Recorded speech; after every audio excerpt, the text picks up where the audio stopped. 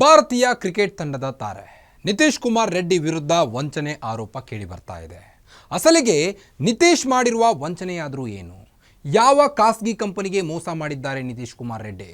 ಅಷ್ಟಕ್ಕೂ ಯಾವ ವಿವಾದಕ್ಕೆ ಸಿಲುಕಿಕೊಂಡಿದ್ದಾರೆ ಅಂತ ನಿಮಗೆ ಗೊತ್ತಾ? ಮೊದಲೇ ಇಂಜುರಿಯಿಂದ ನರಳಾಡ್ತಿರುವಂಥ ನಿತೀಶ್ ಕುಮಾರ್ ರೆಡ್ಡಿ ಗಾಯದ ಮೇಲೆ ಮತ್ತೆ ಬರೆ ಎಳೆದಂತಾಗಿದೆ. ಟೀಮ್ ಇಂಡಿಯಾದ ಯುವ ಆಲ್ರೌಂಡರ್ ಮೇಲೆ ಬರೋಬ್ಬರಿ 5 ಕೋಟಿ ವಂಚನೆಯ ಆರೋಪ ಕೇಳಿ ಬರ್ತಾ ಇದೆ. ನಿತೀಶ್ ರೆಡ್ಡಿಯನ್ನ ಮ್ಯಾನೇಜ್ ಮಾಡ್ತಾ ಇದ್ದ ಮಾಜಿ ಕಂಪನಿ ಈ ಒಂದು ಬಹುದೊಡ್ಡ ಆರೋಪವನ್ನು ಮಾಡಿದೆ ಅವರ ಮೇಲೆ. ಇಷ್ಟೇ ಅಲ್ಲ, ನ್ಯಾಯವನ್ನ ಕೇಳಿಕೊಂಡು ಹೈಕೋರ್ಟ್ ಮೆಟ್ಟಿಲೇರಿದೆ. ಈಗ ಇಂದು ದೆಹಲಿ ಹೈಕೋರ್ಟ್ನಲ್ಲಿ ವಿಚಾರಣೆಯಾಗುವಂಥ ಸಾಧ್ಯತೆ ಇತ್ತು. ಸದ್ಯ ಇಂಗ್ಲೆಂಡ್ನ ಪ್ರವಾಸದಲ್ಲಿರುವಂಥ ನಿತೀಶ್ ಕುಮಾರ್ ರೆಡ್ಡಿ ಇಂಜುರಿಯಿಂದ ಚೇತರಿಸಿಕೊಂಡು ಫಿಟ್ ಆಗೋದರ ಜೊತೆಗೆ ಕೋರ್ಟ್ಗೆ ಅಲೆದಾಡಿ ಕೇಸ್ ಕ್ಲಿಯರ್ ಮಾಡಿಕೊಳ್ತಾರಾ? ಕಾದು ನೋಡಬೇಕಾಗಿದೆ. ಇದಾಗಿತ್ತು ಈ ಹೊತ್ತಿನ ಗ್ಯಾರಂಟಿ ನ್ಯೂಸ್. ಮತ್ತಷ್ಟು ಸುದ್ದಿಗಳಿಗಾಗಿ ನೋಡ್ತಾ ಇರಿ ಗ್ಯಾರಂಟಿ ನ್ಯೂಸ್. ಸುದ್ದಿ ಖಚಿತ, ನ್ಯಾಯ ನಿಶ್ಚಿತ.